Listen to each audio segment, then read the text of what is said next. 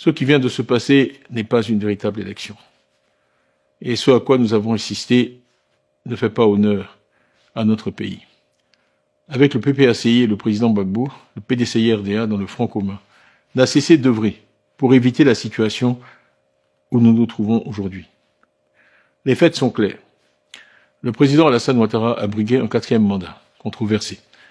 J'ai moi-même été rayé des listes électorales par un tribunal. D'autres figures de proue de l'opposition, au premier rang desquelles Laurent Gbagbo, Afine Guessan, Vincent Toby Irié, Assadé Tiemoko et beaucoup d'autres, ont également été empêchés de se présenter.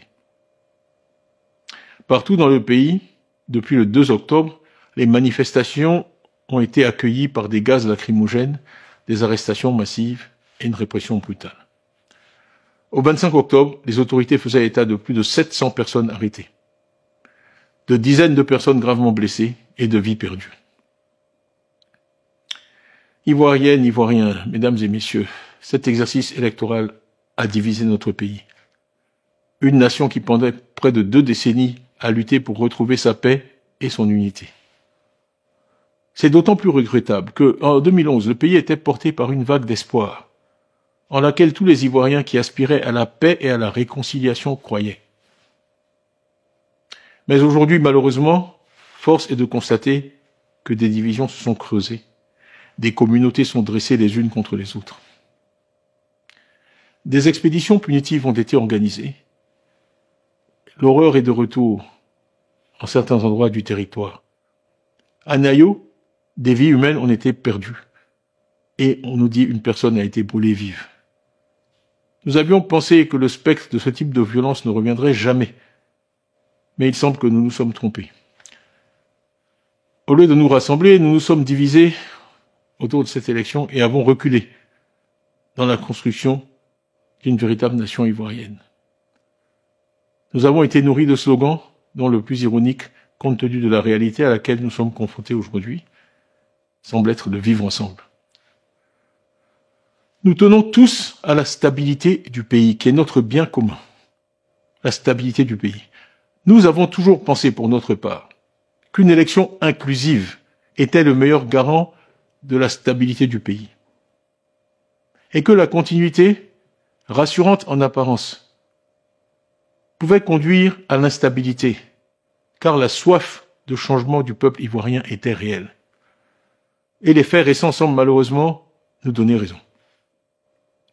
Le taux d'abstention que certains tentent aujourd'hui de manipuler est en réalité le verdict du peuple, un rejet silencieux mais puissant d'un exercice électoral peu crédible auquel la grande majorité des Ivoiriens a refusé de participer avant-hier.